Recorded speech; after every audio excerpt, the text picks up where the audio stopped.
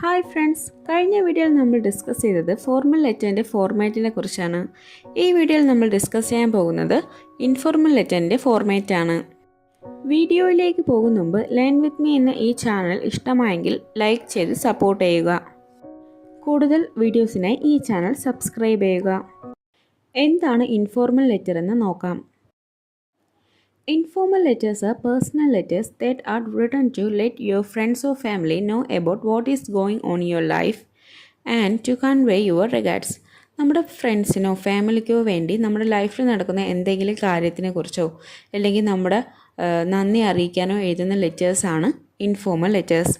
An informal letter is usually written to a family member, a close colleague or a friend. Informal letter സാധാരണയായിട്ട് നമ്മളൊരു family മെമ്പറിനോ അല്ലെങ്കിൽ ഒരു close ആയിട്ടുള്ള കോളീഗിനോ അല്ലെങ്കിൽ ഒരു ഫ്രണ്ടിനോ എഴുതുന്നതാണ്. ഇത് language used in an informal letter is casual and personal. Informal ലെറ്ററിൽ യൂസ് ചെയ്യുന്ന ലാംഗ്വേജ് എപ്പോഴും സാധാരണമായ ലാംഗ്വേജും അതുപോലെ തന്നെ വ്യക്തിപരമായ ലാംഗ്വേജും ആയിരിക്കും. ഇൻഫോർമൽ ലെറ്ററിൽ യൂസ് ചെയ്യുന്ന ലാംഗ്വേജ് ഫോർമൽ ലെറ്ററിലുള്ളത് പോലെയല്ല, തികച്ചും സിമ്പിളായിട്ടുള്ള ലാംഗ്വേജ് ആയിരിക്കും യൂസ് ചെയ്യുന്നത്. ഇനി ഇൻഫോർമൽ ലെറ്ററിൻ്റെ ഫോർമാറ്റ് എന്താണെന്ന് നോക്കാം. ഇൻഫോർമൽ ലെറ്റർ എഴുതുമ്പോൾ മെയിനായിട്ടും 6 കമ്പോണൻസ് ആണ് കൺസിഡർ ചെയ്യേണ്ടത്. ഫസ്റ്റ് വരുന്നത് സെൻഡേഴ്സ് അഡ്രസ് ആണ്, രണ്ടാമത് ഡേറ്റ്, മൂന്നാമത് forms of greeting or salutation, നാലാമതായിട്ട് വരുന്നത് ഇൻട്രൊഡക്ഷൻ ആൻഡ് കോണ്ടൻറ്റ്. സല്യൂട്ടേഷൻ വരുമ്പോൾ മൈ ഡിയർ, ഡിയർ, ഡിയറസ്റ്റ് എന്നൊക്കെ കൊടുക്കാവുന്നതാണ്. ഇൻട്രൊഡക്ഷൻ വരുമ്പോൾ കാഷ്വൽ ടോക്സ് ആണ് അതിൽ ഉൾപ്പെടുത്തുന്നത്. ഫോർ എക്സാമ്പിൾ ഫാമിലിയെക്കുറിച്ച് ചോദിക്കാം, അതുപോലെ തന്നെ സുഖവിവരങ്ങൾ ചോദിക്കാം, നിങ്ങളുടെ ഫാമിലിയെക്കുറിച്ച് പറയാം, നിങ്ങളുടെ സുഖവിവരങ്ങൾ ഉൾപ്പെടുത്താം. ഇൻട്രൊഡക്ഷൻ പാർട്ട് ഒരു 4 to 5 ലൈൻസ് മതിയാവും.